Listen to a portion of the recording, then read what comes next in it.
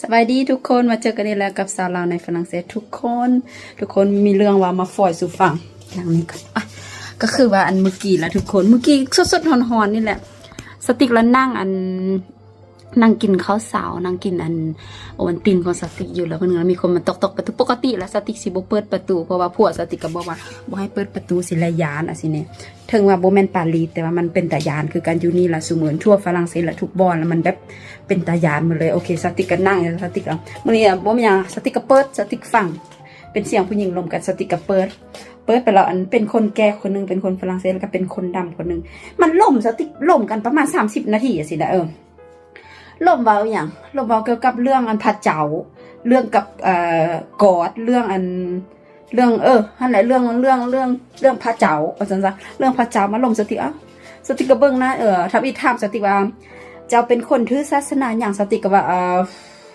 สติเว้าคือเบื่อสาเหตุเว้าให้สาเหตุแบบนี้นะสติว่าเขาว่าสติค่อยเป็นคนลาวเป็นบูดาเป็นศาสนาพุทธแต่ว่าศาสนาพุทธมันอยู่ในใจคุณสติเว้าสิแล้วเราว่านั้นเราพยายามเว้าสินะมันนี่บูดาล่ะอันแบบเสื้อถือแบบใดสติว่าค่อยบ่ได้สติเฮ็ดแบบนี้แหละได้สติว่าก่อนสติหายใจเฮ็ดคือเบื่อให้ย่างเข้าไปบ๊ายๆสติว่าบูดาบ่มีหยังเว้าหลายเพราะว่าอยู่ในใจแล้วก็บ่ได้เฮ็ดหยังหลายสิแล้วนั้นเราก็พยายามเราถามสติอีว่าอีหยังอันความเชื่อของเจ้าเป็นจังไดเจ้าคิดว่าโลกนี้มีคนสร้างขึ้นบ่หรือว่ามันพุ่งขึ้นมาคนเดียวเราถามสติว่าสิสติก็ว่าสติก็บ่ตอบสติก็บ่ฮู้สติว่าบ่ฮู้สติว่า je sais pas แต่ก็ต้องแบบเว้าแบบสติก็แบบบ่ได้เฮ็ดแบบโอเคตอนนั้นพอเราก็แก้สติเบิ่งหน้าว่าหันเราบรรณาก็เว้าถ้าเราก็เว้าไปโอเคเราบัดนี้สมมุติว่าโลกนี้แล้วมันสิมีสงครามสมมุติว่าสิเนี่ยเราเว้าเสียอยู่ยากเว้าคนเดียวทุกคนเว้าคนเดียวเสร็จเราบัดนั้นเราถามสติอีกเราเว้าโอเคเจ้าคิดจังได๋ว่าโลกนี้มีคนสร้างบ่ล่ะบัดนั้นเราเว้าต่อไปว่าสมมุติว่าโลกนี้มีคนสร้างซะเราเว้าสิเราสมมุติว่ามนุษย์เฮาทุกคนล่ะอุมังภาษาฝรั่งเศสเป็นอุมังแล้วมนุษย์ล่ะได้ส้มล่ะอุมังมนุษย์ก็คือถ้าว่ามนุษย์เฮาเฮ็ดบ่ดีมีตีกันมีสงครามจังซี่แล้วคนที่สร้างโลกเจ้าคิดว่าเราสิรู้สึกจังได๋สติก็ปากกองต้องสติว่ามันเราก็สิบ่มีความสุขสติว่าสิแล้วมันนึงเราบอกอธิบายสติก็แม่นล่ะคนบ่ฮู้ว่าเจ้ามีลูกหรือบ่มีแล้วว่าสิสติว่ามีเขามีลูก2คนแล้วว่าเห็นบ่แล้วตัวอย่างมันนี่ถ้าลูกเจ้าบ่สบายลูกเจ้าให้เจ้ารู้สึกจังได๋สิสรุปง่ายๆทุกคนบ่ฮู้ไปสติคิดว่าพวกนี้น่าจะเป็นพวกที่แบบอยู่พี่แล้วมันกำลังเกิดกันหลายๆกำลังซีนำทุกคนซีนำก็คือซีนำมาความเชื่อสินะเขาจะยักซีนำความเชื่ออันนี้สติกชัวร์ 100% หั่นแหละสติกว่าถ้าลูกค่อยไข้ก็พาไปห้องหมอถ้าลูกค่อยหายก็กอดแล้วจังซั่นสิแล้วว่าเห็นบ่เราว่าแม่นแท้แบบนี้แล้วบัดนี้เจ้าคิดเบิ่งกงกันข้ามคนที่สร้างโลกขึ้นมาเลเจอร์แล้วว่าเป็นภาษาฝรั่งเศสเป็นกอดและพระเจ้าแล้วเป็นเลเจอร์โอ้โมเดียละเด้อ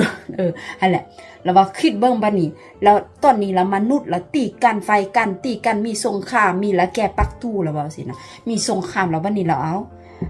เลเจอร์ละสิคิดจังได๋เพราะเราเบิ่งเขาอยู่ตลอดละสิสติกเบิ่งนะสติกว่าโอเคสติกว่าโอเคบ่สิตอบจังได๋ก็โอเคแล้วบัดนั้นละก่อนสิไปละโอเคเราก็แนะนำตัวเองค่อยซื้อจังซันจังซี่คนนี้ซื้อจังถามสติกซื้อสติกก็ซื้อบล็อกแต่ซื้อธรรมดาสติกก็ว่าบล็อกซื้อติ๊กแล้วเราก็ไปโอเคเขาว่าบนจองในสติกก็งงมาหยังวะคิดในใจแต่เสียดายสติกบ่ได้เป็นคนที่หัวอ่อนที่เชื่อหลายสติกโอเคบ่ได้เว้าถึงว่าเขาว่ายังสติกบ่ได้โตบ่แม่นเขาสติกสิเชื่อแต่สติกบ่สนใจเลยสติกเป็นคนที่บ่สนใจเลยโอเคเอาไปแล้วสติกปิดประตูแล้วนึงเราตื้นมาอีกเนาะเปิดประตูอีกแล้วขอโทษติ๊กค่อยสามารถเขียนชื่อเจ้าในใส่ในโทรศัพท์ได้บ่เพราะว่าค่อยขี้ลืมสติว่าเขียนบ่เป็นหยังเขียนแล้วว่ามื้อหน้าถ้าค่อยมีอีหยังเป็นตาสนใจแล้วค่อยสิมาหาเจ้าอีเด้อสติว่าโอเคแต่ว่าเราบ่ได้สติบอกผัว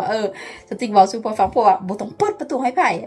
สติว่าบ่เป็นหยังแต่หันได้ทุกคนอันตรายสติก็บ่สมควรเปิดประตูเพราะว่าปกติสติสิบ่เปิดประตูมื้อเช้าได้บ่เป็นหยังเพราะสติกำลังแบบอนามัยบานอยู่เลยทุกคนแล้วมันก๊อกๆแล้วสติกแล้วได้ยินเสียงลมกันสิเนี่ยสติกยานสติกเบิ่งแล้วมันบ่เห็นไผแล้วสติกเลยไปเปิดสติก ถ้ามีสติคิดว่าเป็นอันเจ้าของบ้านสติอย่างเปิดเพราะว่าสติบ่เห็นรถเนี่ยพอความจริงบ่มีรถเพราะเขาย่างไปก็นอกประตูนั้นประตูนี้หั่นเธอได้สติที่บ่เปิดแล้วจากหั่นแหละอันนี้แหละเป็นเรื่องเล่ามาเว้าสู่กันฟังผัวบอกบ่เปิดประตูบ่เปิดอะไรทุกคนมันอันตรายอยู่พี่ก็โอเคอยู่สติก็บ่น่าเปิดหั่นแหละก็บ่เป็นหยังเธอนี้ถือว่าบ่มีหยังเกิดขึ้นแต่ว่ามันอันตรายถ้าว่าเราผัวสติว่าถ้าเราเป็นคนบ่ดีหยังนี่เข้ามาแบบอันตรายบ่เปิดสติกว่าโอเคก็แม่นรอบนี้เป็นสติกผิดเป็นสติกนั่นแหละแต่ก็หั่นแหละก็ถือว่าบ่มีมาล่มกันซื่อสติกเว้าสิได้ทุกคนทำอีกแล้วสติกว่าโอเคสติกว่าโอเคก่อนที่เจ้าสิเว้าหยังแล้วเขาอยากบอกเจ้าก่อนว่าภาษาฝรั่งเศสเราเขาบ่ได้เพอร์เฟคสุดยอดแล้วมันเราก็เว้าซะสติกแล้วสติกว่าแล้วบัดนั้นสติกว่าโอเคbien parce que สติกว่าดี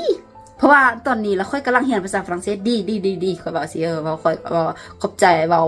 บ่ไหวนะสิแล้วก็ว่าสติเข้าใจทุกคนก็เลยรู้สึกว่าตัวเองเก่ง